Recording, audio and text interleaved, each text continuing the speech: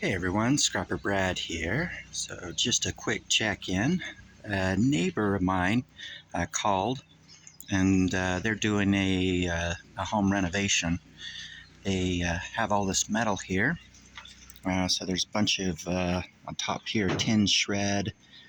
Um, but mostly what we got was this aluminum siding. They said there's a lot more coming. They just redid one side of their house, and this is what they had. But in addition to that, let's see. I don't know if you can see down in there, but that's an old door frame, a sliding door frame. So there's extruded and thermal aluminum. A lot of it's dirty, so I don't think I'll clean it up. It'd just take too long.